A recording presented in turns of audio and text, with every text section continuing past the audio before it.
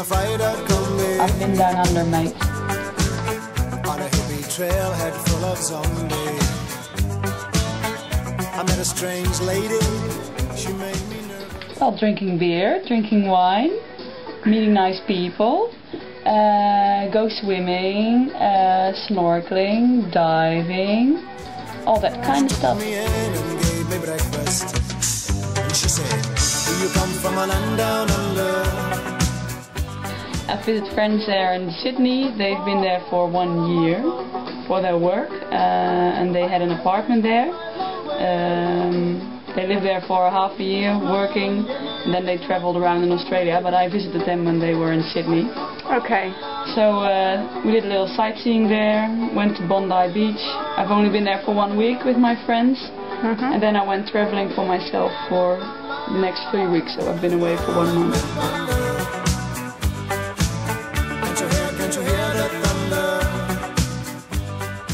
I started in Sydney, been there for a week as I said with my friends, and then I traveled the Gold Coast up to Cairns, and then I booked a flight from Cairns to Sydney, and then I flew back to Amsterdam.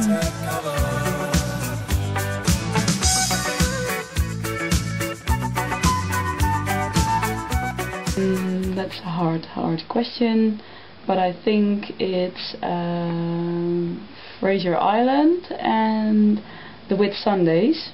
Fraser Island because it was a survival, 3-day survival with people you don't know, in a four-wheel drive car, and you didn't have any camping sites, so you have to build your own fire and make your own food and drive around for yourself. So that was a bit of a challenge. And the Whitsundays because it's like paradise there. They have the most beautiful beaches in the world, and we went snorkeling there and diving, and it was just gorgeous. And because that's where the Great Barrier Reef starts, the Whitsundays. Yeah. Wow, sounds amazing. Yeah, it does. Okay. It Buying bread from a man in Brussels. He was 6'4" and full of muscle. It's pretty doable. You meet a lot of friends, you make easy contact, because 2 years previous I've been with a friend to New Zealand, and then you're always, you know, with the two of you and doing things together, but when you're on your own you're forced to make friends, connect with people, do stuff, so you're never ever alone. He just smiled and gave me a Vegemite sandwich. I haven't met that many Australian people because I was traveling, so you meet a lot of other backpackers, and most of them were German, British, Americans.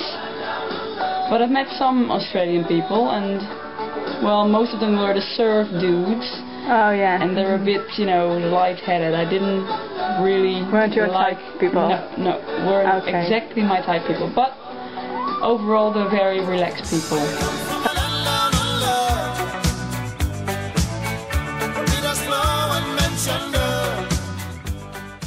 Yeah, pretty much. Because I think when you're traveling, you already have that, you know, attitude of easy, chill, want to make friends, do social things together and stuff like that. And did you meet much people who were on their own too, or were there more with couples or groups? No, I've met a lot of people, a lot of individuals who were also traveling by themselves.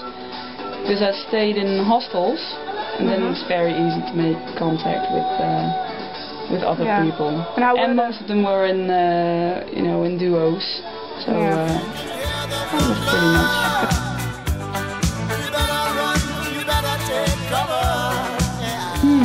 The hostels. I was a bit spoiled, I have to confess, because when we were in New Zealand, those had the best hostels in the world. So I had some hostels in Australia that were a bit dirty and noisy, but you know, that's part of sleeping in hostels. But they were pretty good good hostels. Yeah, can't complain.